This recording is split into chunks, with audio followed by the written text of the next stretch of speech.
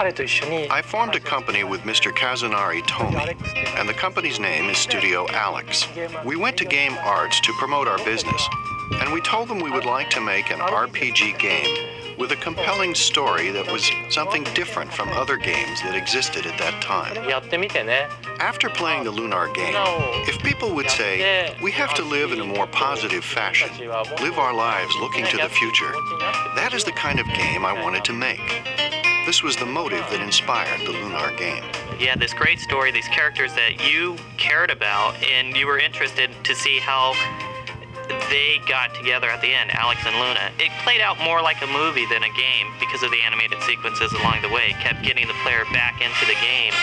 A large percentage of the games that come to the US originate in Japan. They start in Japan and they're reworked for the US audience. We were the first independent CD-ROM publisher in the US. So I'd heard about Lunar, and I really had no preconception about what it was. I was thinking of some sort of moon game. When we saw the Sega CD version of Lunar, we knew that that was a game we wanted to do. It was a great game. They had a CD-ROM system that was single speed, 150K a second. You could only spool so much data off of that. So you couldn't get really involved animations. You had a limited amount of video memory, a limited color palette. There was lots of limits. Games with good stories cannot be made without CD-ROM. And because of that, Lunar started with CD, then a Saturn version, and then the PlayStation version. Whenever there's a better means of expression available, we will use it to express things better. And that's why we made the PlayStation version. People might ask a question such as, which version is the authentic version? Sega CD or Sony PlayStation? Or is there any difference? But I think they both reflect the story of Lunar. I believe the Lunar world actually exists. The person who tells the story may change. Before, Mr. Sega CD tended to often forget things, and he didn't pay attention to the details of things. But nonetheless, he was the storyteller for the first Lunar. This time, Mr. PlayStation, who is more sensible, smarter, and has a better memory, with more capacity for expression, told the history of the Lunar world. The first storyteller sometimes forgot some of the characters, or told the ending in rather finalistic terms, while the new storyteller told us much more. 5 frames. Since the Sega CD version of Lunar to the PlayStation version of Lunar, we have rewritten the latter half completely. The biggest difference is the description of the heroine, Luna. In the Sega CD version, where the main character, Alex, leaves the island, they part. If that's the case, though, we felt that people might not feel sympathetic toward the heroine, so we changed that in the revised scenario. We also increased the number of characters in the game. The development of the enemies was a little weak, so we added some enemies.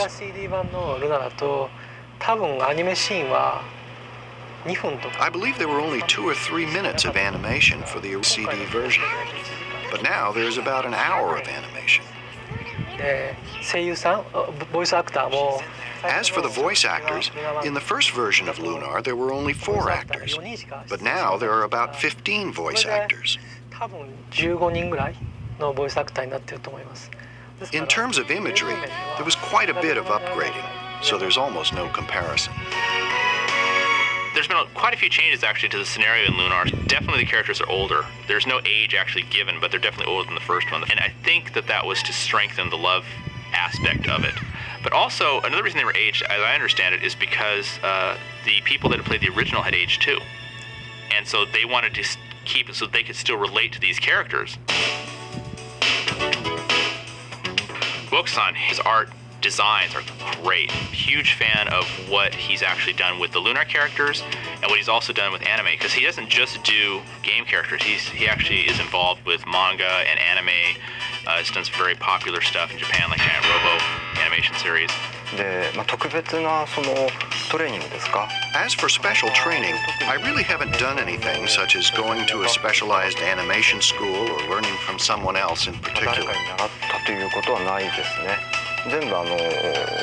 Everything I learned by actually doing work. To design the costumes, I suppose I was inspired by what I saw in movies, magazines, and people around the city. For instance, the scarf Luna wears is an idea that was inspired by a nurse's outfit at the dentist I was going to at that time. This is the storyboard for the Silver story.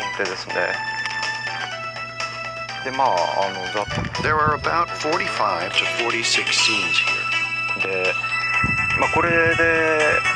Once this is accepted, we start the actual animation by placing orders for the scenes to animators.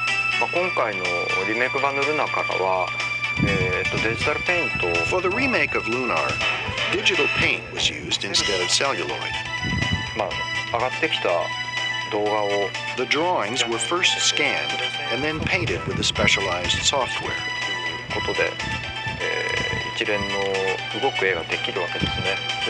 And sequenced as movie clips.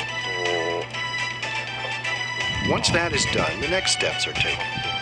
Editing, retaking, and soundtracking, just like any other animation.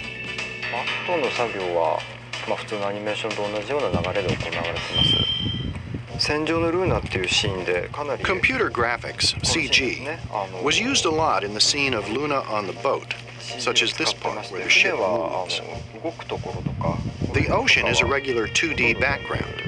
The ship is mostly all CG. Also, these night bugs, somewhat like lightning bugs, are done in CG.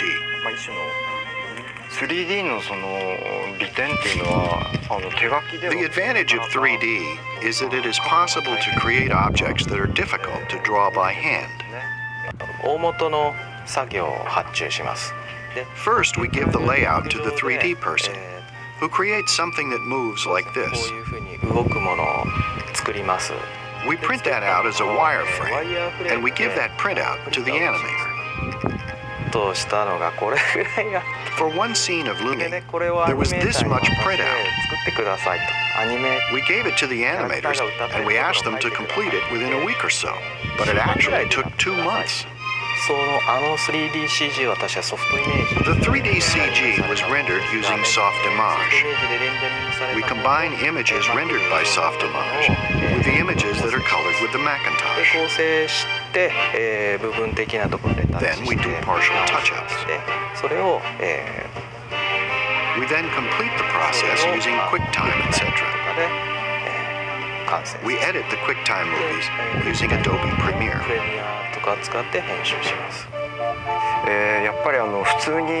Usually, when you are involved in a production as an animator, your involvement is very restricted.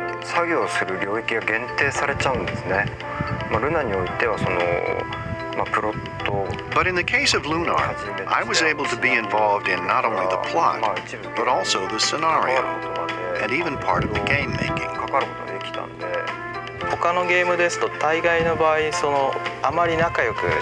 In other games, most of the time it is difficult for animation staff to work so well with the game staff. With Lunar, we could both work well together, argue well with one another. The long period of time involved in this project allowed us the opportunity to exchange ideas with one another. We all gained a lot from each other. Objectively speaking, the boat song is not a scene that is directly related to the game. When our schedule was getting a bit tight, it was suggested that we cut it for that reason. By having that scene, I thought it would be possible to show Luna's spirit through a more interesting approach than those used by typical games or animated illustrations. I insisted very strongly to keep this scene. And luckily, the producer and others accepted my opinion.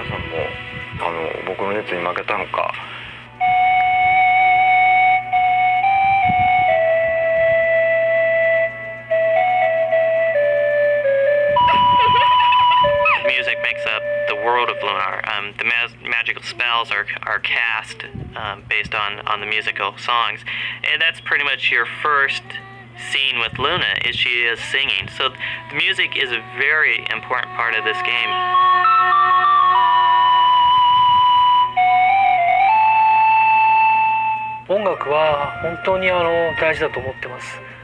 I think the music is very important. There is a good chance that 70 to 80% of a scene's emotional impact can be attributed to the music.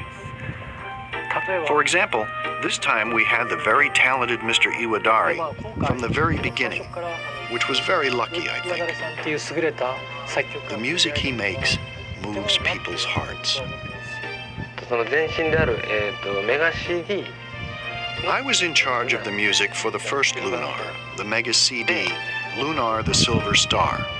And since then, I have been in charge of all the music in the Lunar series. Iwadari does the actual music composition for Lunar, a number of other things too, but in this particular case, he does the composition for Lunar. His company is 2-5. He works very closely with Isao Mizuguchi, who does the arrangement and the lyrics and such for the songs. The scenario writer graphics people will tell us specific places they would like to use the lyrics. I will first ask them what kind of scene that is. For example, what state of mind is the heroine in when she sings that song? In what situation does that particular song come out of her mouth? The song is the heroine's, though I write the song. For the listeners, the song is sung by the heroine naturally in that situation. Lunar the Silver Star included about 38 songs or pieces of music.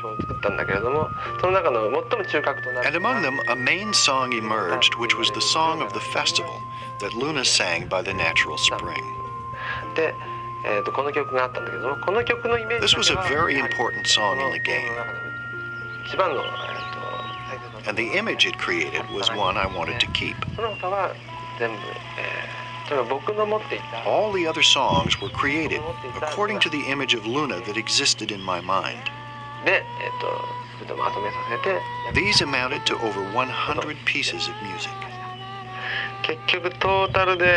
It took about half a year to complete it. After I made the first song, however, there was a layoff for a hiatus.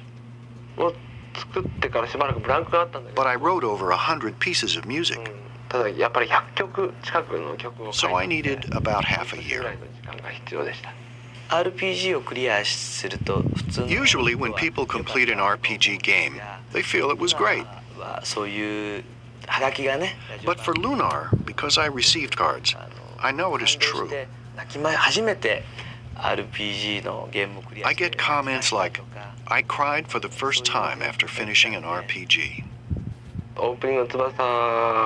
I look at the mail from the users of the game and at the home page, and I see descriptions of them saying something like, the tears come out when I listen to the opening song, Wings.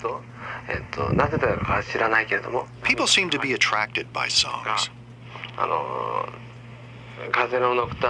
And I hear these messages that say, when I listen to the Wind Nocturne, it exposes the heart bare. There are some battle songs that people seem to like that make them feel heartwarming.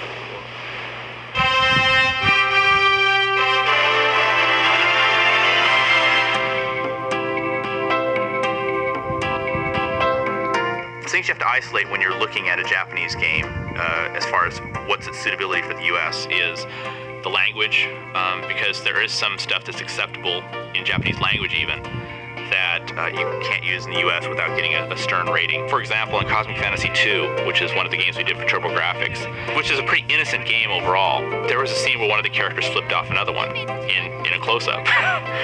So we had to change that to she was shaking her fist.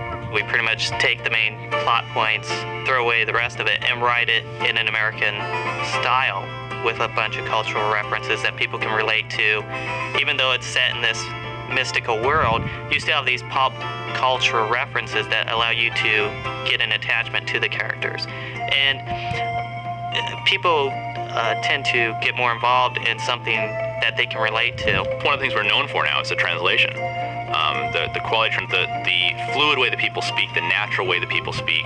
If we hurry, we may be able to sneak in without waking the dragon. Then we can get a fantastically huge diamond from its lair worth thousands and thousands of silver, making us filthy, stinking rich and very popular in the process. In our games, we always try to improve it, add some gameplay element that improves the game, makes it more fun for the user, or easier to play. We added some personality to some of the characters, like Mite's Lab. You had this guy in this tower, this inventor, and he's all up in this tower, and you have to go through this huge thing to get this maze to get up there. And we're like, well, why was he so isolated? You know, he's like a hermit, a recluse. And so in the US version, which wasn't in the Japanese one, we had him suffering from tremendous body odor. So that's why he had to be isolated. And so he makes comments of that ilk. You're trespassing, go away! I'm sort of a professional hacker, right? They've already written the code, but it doesn't really work for English. They have, the Japanese character set has thousands, tens of thousands of characters, whereas in English we have a relatively small defined set of characters, but the words tend to be longer because it takes more characters to express a thought. They gave us a space of 38K to actually put all the text for a particular section of the game, and the English text can get up to 72K in size, so I had to write data compression to squish that text down so it would actually fit into memory, and that's been a major battle for me.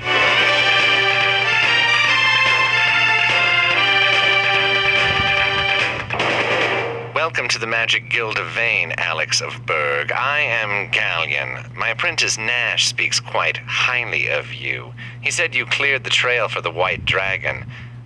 I didn't make it. The actors for the first one were John Truitt, who's the voice of Galleon, and probably the most well-known of all of them. He said you cleared the White Dragon. Is that true? Voice from Galleon, you sort of have to rest your body into it and enunciate every single word clearly and just enjoy every delicious sound. I didn't realize, when you see the people making cartoons sometimes, you think they look kind of ridiculous because they've got their hands moving up and down and they're bouncing and they're jumping around. But you actually have to do that with your body in order to get the right sounds and the right inflections coming out of your voice. To get the right performance, usually it doesn't take much more than saying, this is your motivation, this is what's going on here. If you're jumping or whatever, do a little jog in place to get yourself out of breath a little bit and then do it. But sometimes you have to do extreme methods, and the favorite story of John is the warm milk from Wendy's. We were filming something and I was supposed to be choking or coughing on something, and we came up with this wonderful idea that milk would do the trick, and I think that I must have downed something like 1.5 gallons of milk while I'm trying to hack up all this sputum and all this phlegm and all this stuff that would make it sound perfect. I was a little sick after that. You come in and you kind of memorize your lines first of all, because a lot of times you have to match the video and you have to lip sync it exactly. I mean, you've got to really, really fit the voice into the action and to the allotted time that you have, because the animators have done their job first, and then you have to go back and you have to fit your stuff in with what they've done. So yeah, it can be really, really tough. Victor, he's my husband's best friend and they've been buddies since high school. He called me up because he needed a little cutesy voice and a little mousy voice. And that's what I have, so.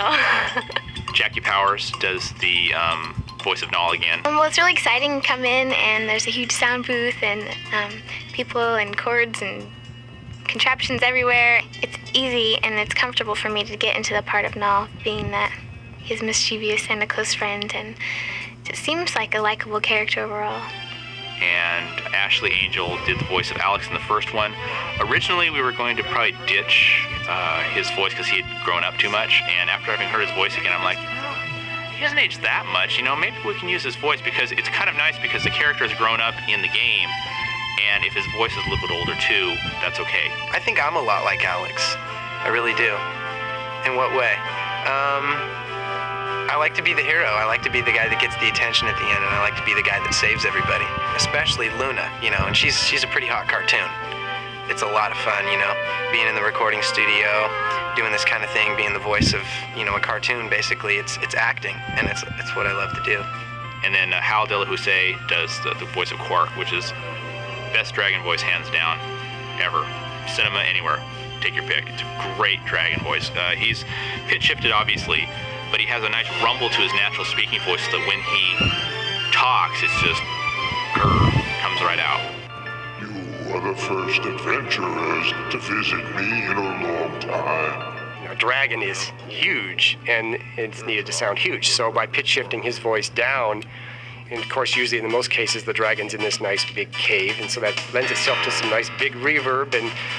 And when we get done with it, you believe that is the dragon's voice. In the case of Null, we pitch shifted her voice higher in order to make it sound like it was coming out of a little creature rather than out of a normal woman's voice. It also helped mask whether or not it was male or female. Alex, couldn't you hear me? I've been flying around for half hour looking for you. But I should have known you'd be here. A little more like you knew where he was. Alex, couldn't you hear me? I've been flying around for the last half hour calling for you. But I should have known you'd be here. One of the best things about Victor is that he doesn't write the script and then it's etched in marble, okay? The product isn't finished until it's in the can. If we're getting there and we're looking and saying, there's not enough syllables, or there's too many syllables, or what's another word for, you know, how can we say this a little differently because it's not long enough, it's too long, whatever. And he's always open to suggestions, you know, to suggestions if we need a new word, something like that. Okay, let's try that scene 3 again with Luna. Victor's a demanding person, and lots of times to get the line just right for him, you have got to do it 30, 40, 50 times, however many times it takes. And we'd spend so much time on one line, so I have to hand it to him for that, for being so patient. One of the lines happened to be a screaming part, and we did that too many times for my own good. I think we had to wait a while because my voice kind of went away.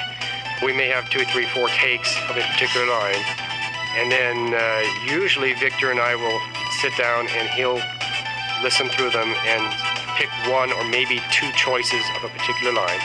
Then once those have been selected, I'll go and drop those into the game where they belong and see if we got any problems, and begin lining up the dialogues and adding sound effects and maybe nipping and tucking if we're a little long, a little short, something like that to match up all the lips. They make fun of me sometimes, but it helps lighten things up so that it's not so serious and hard to do. So we clown around a lot. There's been times when an actor and actress, you know, you can tell they're uptight and we need them to loosen up for something or other. So we'll play certain CDs. When he tries to make you laugh, he puts fart noises in the microphone. I haven't found a person yet who could keep a straight face during a certain set of sound effects CDs. Wishing on a dream. Jenny Steigel does the singing voice of Luna. She has a boat song in the second one that wasn't in the first game, and she does the singing for that. She also does the singing for the opening song, too. I've always wanted to sing. The boat song, more or less, is talking about Luna. She's not sure where she's headed, what she's doing with her life, and she has a bunch of questions about herself, and she's talking about that in her song. When we originally started translating the games, I used to try and stick as closely as possible to the translated lyrics of the songs. But somewhere along the way I figured out that really didn't convey the emotion of the songs as well. So I decided that if I took into account the author's original intent plus the feeling that I got from the scenes and just rewrote the lyrics entirely, we ended up with a much better overall song, which is true in the case of Luna with the boat song, which the English version turned out to be a much more melancholy and reflective song than the Japanese one. Wishing on a dream that seems far off, hoping it will come today. Into the starlit night, foolish dreamers turn their gaze, waiting on a shooting star. But what if that star is not to come? Will their dreams fade to nothing when the horizon darkens most? We all need to believe there is hope.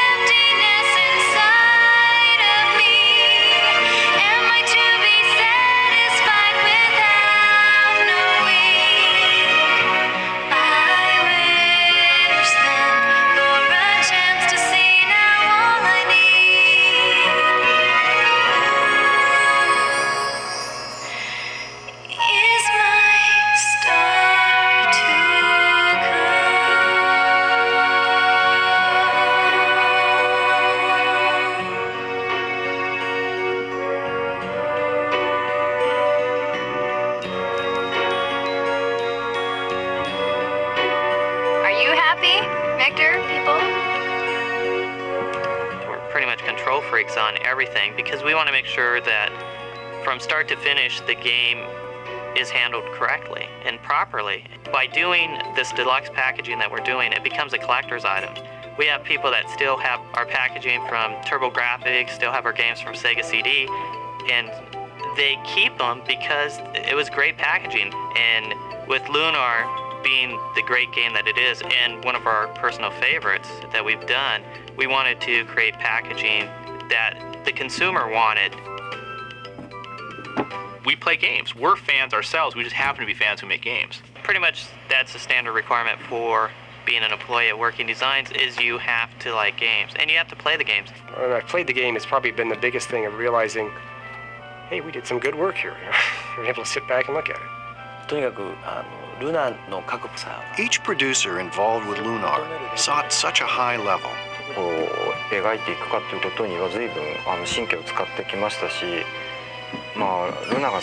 I feel that the people who are very fond of Lunar are able to sense that fact in some way or another from the production.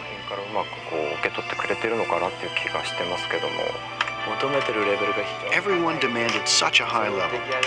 When it was all done, I felt such satisfaction to show everyone the finished project.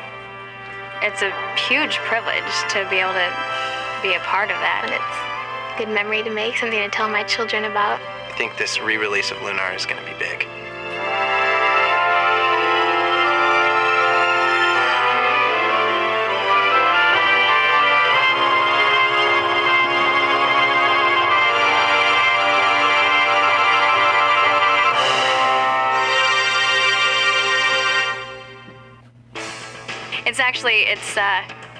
It's more or less, oh my gosh, brain fart.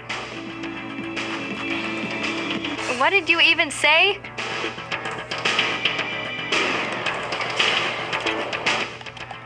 Take two. Yeah, 3. Okay, look busy.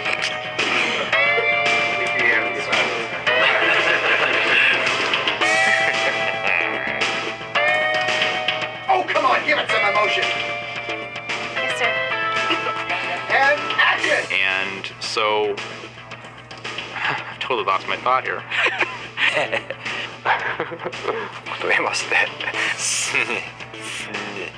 I can relate to that.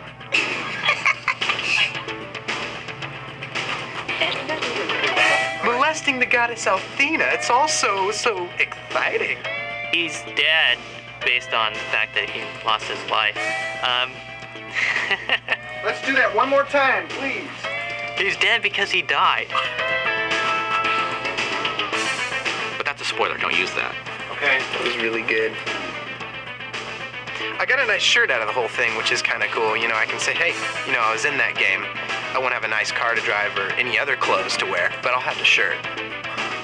You didn't hear that, did you? She was just this bodacious, pink-haired bimbo. And then,